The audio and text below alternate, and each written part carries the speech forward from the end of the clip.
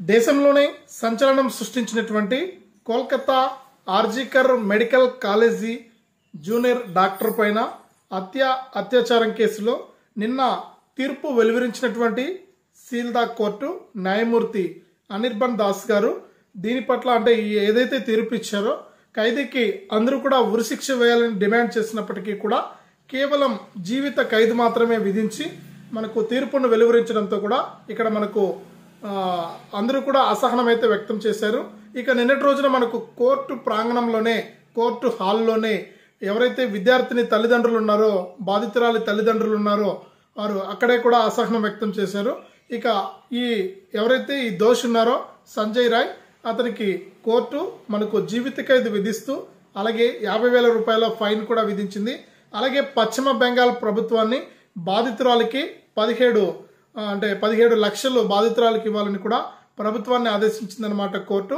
ఈ తీర్పు పట్ల మనకు అభయ తల్లిదండ్రులతో పాటు ఎవరైతే బాధితురాలు ఉన్నారో వారి తల్లిదండ్రులతో పాటుగా పశ్చిమ బెంగాల్ ముఖ్యమంత్రి మనకు మమతా బెనర్జీ గారు కూడా ఆమె కూడా మనకు ఈ యొక్క తీర్పునైతే వ్యతిరేకిస్తూ ఉన్నారు.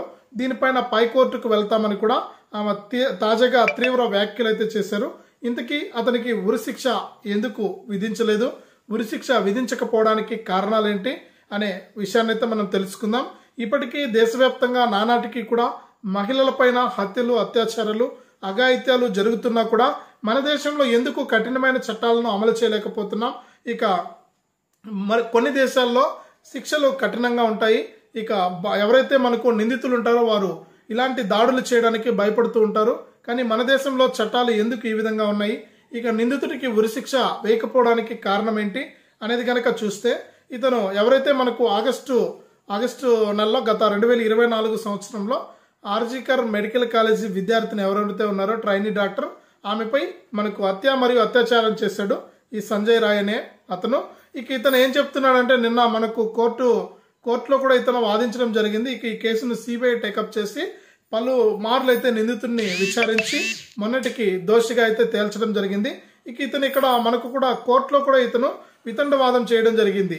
అంటే నేను మెడలో రుద్రాక్షమాల వేసుకున్నాను, నేను ఏదైనా తప్పు చేస్తుంటే ఈ రుద్రాక్షమాల తెగిపోయేదని మనకి ఇక్కడ ఇతను కొన్ని కీలక మాటలు అయితే చేశాడనమాట. ఇది చూడండి, అసలు నిందితులుగా ఉన్నవాళ్ళు దోషులుగా ఉన్నవాళ్ళు దేవుణ్ణి కూడా ఎలా వాడుకుంటారని కూడా ఇక్కడ మనం చూడొచ్చు అనమాట.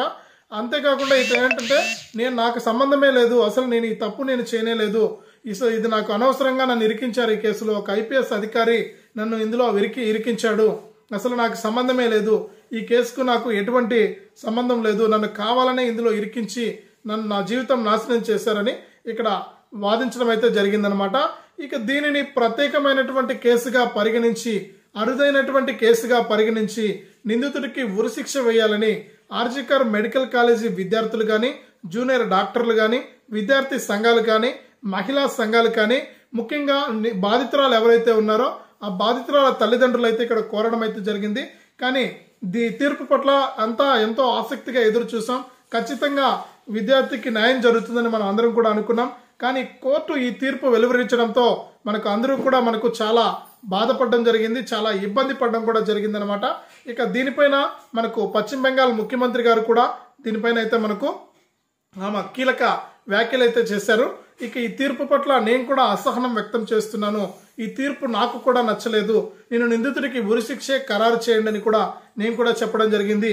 అలాగే సిబిఐ కూడా వాదోపవాదనలు అయితే చేసింది, ఖచ్చితంగా నిందితుడికి ఉరిశిక్ష విధించాలి, ఇతను ఇలాంటి తప్పు మరెవరు కూడా చేయకూడదు, ఆడబిడ్డలంటే ఒక గౌరవం ఉండాలి, ఆడబిడ్డలపైన ఇలాంటి అఘాయిత్యాలు జరుగుతున్నా కూడా మనం ఎందుకు నిందితుల్ని కఠినంగా శిక్షించలేకపోతున్నాం, మన చట్ట వ్యవస్థ ఏ విధంగా ఉంది, మన చట్టంలో ఉన్నటువంటి లోటుపాట్లను తెలుసుకుని నిందితులు ఈ విధంగా బరితెగిస్తున్నారు, ఇక ఖచ్చితంగా మనం ఆడబిడ్డలకు న్యాయం చేయాలి, ఈ కేసులో ఖచ్చితంగా నిందితుడికి ఉరిశిక్ష ఖచ్చితంగా వేయాలి, మేము దీనికి సంబంధించి పై కోర్టుకు వెళ్తామని కూడా ఇక్కడ పశ్చిమ బెంగాల్ ముఖ్యమంత్రి గారు అయితే తెలియజేశారనమాట.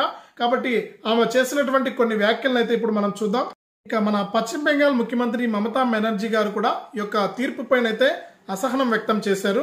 ఇక ట్రైనీ డాక్టర్ కేసులో దోషి ఎవరైతే ఉన్నారో సంజయ్ రాయ్కు జీవిత ఖైదు విధించడం పట్ల నేను చాలా వ్యతిరేకిస్తూ ఉన్నాను.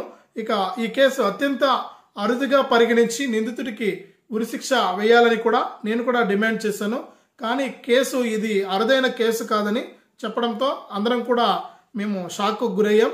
మరి ఇది అత్యంత అరుదైన కేసు కాదని కూడా ఇక్కడ న్యాయమూర్తి అనిర్బన్ దాస్ గారు నిన్న తీర్పు ఇచ్చేటప్పుడు ఆయన చెప్పడం అయితే జరిగింది. ఇక మనకు తీర్పు అంటే కోర్టు తీర్పు నన్ను షాక్కు గురి చేసింది. దీంతో రాష్ట్ర వ్యాప్తంగా ఈ నిరసనలు అయితే జరుగుతున్నాయి. అంటే గతంలో కూడా మనకు ఇతను ఆ తప్పు చేసినప్పుడు ఏంటంటే రాష్ట్ర వ్యాప్తంగా కూడా మనకు జూనియర్ డాక్టర్లంతా కూడా మనకు దేశవ్యాప్తంగానే మనకు ఈమెకు సంతాపం అయితే వ్యక్తం చేసి ఈమె పట్ల పోరాటం జరిగింది. ఇక ఇప్పటికే ఇన్నాళ్లకు న్యాయం జరుగుతుందని వాళ్ళంతా కూడా అనుకున్నారు. కానీ నిన్నటి కోర్టు తీర్పుతో మళ్ళీ కూడా నిరసనలు మొదలయ్యాయని, రాష్ట్ర వ్యాప్తంగా నిరసనలు మొదలయ్యాయని కూడా ఇక్కడ చెప్తూ ఉన్నారు. ఇక ముందు నుంచి కూడా మేము డిమాండ్ చేస్తున్నాం. ఇప్పుడు నిన్నటి తీర్పుతో మళ్ళీ కూడా రాష్ట్ర వ్యాప్తంగా నిరసనలు అయితే మొదలయ్యాయని, ఇక ఖచ్చితంగా నేను ఈ కోర్టు అంటే ఈ కోర్టు ఇచ్చినటువంటి తీర్పుపై నేను హైకోర్టులో అప్పీల్కు వెళ్తానని కూడా ఇక్కడ మనకు పశ్చిమ బెంగాల్ ముఖ్యమంత్రి మమతా బెనర్జీ గారు అయితే తెలియజేశారన్నమాట. ఇక మొత్తానికి ఈ కేసు పైన ఎందుకంటే మనకు ఇప్పటికే మన దేశంలో కానీ మన రాష్ట్రాల్లో కానీ జరుగుతున్నటువంటి అన్యాయాలను అగత్యాలను చూస్తున్నాం ఆడబిడ్డల పైన. ఇక మనం కూడా ఎందుకంటే మన ఇంట్లో కూడా మన ఇంట్లో కూడా మనకు ఆడపిల్లలు ఉంటారు, తల్లి ఉంటుంది, మనకు అందరూ ఉంటారు, అక్కలు చెల్లెలు అందరూ కూడా ఉంటారు. ఇలాంటి అంశాల పట్ల మనం కూడా అవగాహన కలిగి ఉండాలి. కాబట్టి మనకు ఈ కోర్టు తీర్పు మనందరికీ కూడా మనకు ఈ తీర్పు మనకు అందరికీ కూడా న్యాయం అనిపించిందా లేదా, ఇంతకీ మనకు ఈ తీర్పుతో మనం ఏకీభవించాలా లేదా అనే విషయాన్ని కూడా మీరందరూ కూడా తప్పకుండా కామెంట్స్ అయితే చేయండి. ఇలాంటి సామాజిక అంశాల పట్ల మనం బాధ్యత కలిగి ఉండాలి.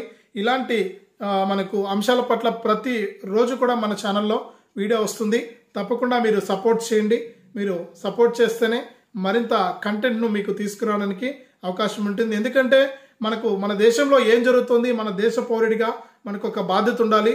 మనము కనీసం అంటే విషయాలను కూడా తెలుసుకోవాలి. మనం ఏం చేయలేకపోయినా పర్వాలేదు, కానీ సమాజంలో జరుగుతున్నటువంటి విషయాలను తెలుసుకుని మనం కూడా జాగ్రత్తగా ఉండాలి. మన ఇంట్లో కూడా కుటుంబ సభ్యులు ఉంటారు, వాళ్ళందరినీ కూడా మనం జాగ్రత్తగా కాపాడుకోవాల్సిన అవసరం అయితే ఉంటుంది. కాబట్టి ఇలాంటి సామాజిక అంశాల పట్ల మనందరికీ కూడా బాధ్యత ఉండాలని నేను ఇలాంటి కంటెంట్ను ఎంచుకొని మీకు అందరికీ కూడా తెలియజేస్తున్నాను. ఇక నాకైతే ఈ తీర్పు నచ్చలేదు. ఎందుకంటే ఆర్జికర్ మెడికల్ కాలేజీ వైద్య విద్యార్థిని పట్ల ఇచ్చినటువంటి ఈ తీర్పు ఈ దోషికి, ఎందుకంటే జీవిత ఖైదు ఏం చేస్తారు చెప్పండి?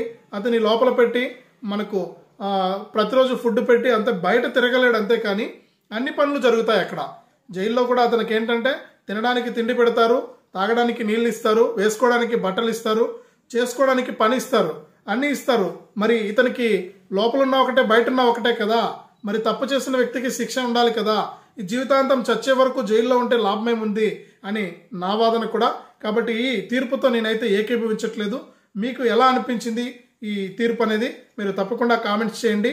ఇలాంటి అప్డేట్స్ని ఎప్పటికప్పుడు తెలుసుకోవడానికి వీడియోను లైక్ చేయండి, షేర్ చేయండి, సబ్స్క్రైబ్ కూడా చేసుకోండి. ఇలాంటి అంశాల పట్ల ప్రతిరోజు కూడా 1 లేదా 2 వీడియోలు మన ఛానల్లో ఉంటాయి. మీ సపోర్ట్ నాకు అవసరం. తప్పకుండా సపోర్ట్ చేయండి. నేను ఒక ఫిజికలీ హ్యాండిక్యాప్డ్గా నేను మీ ముందుకైతే వచ్చాను. నన్ను ఆదరించండి. మరింత కంటెంట్ను తెలుసుకోవడానికి సపోర్ట్ చేయండి.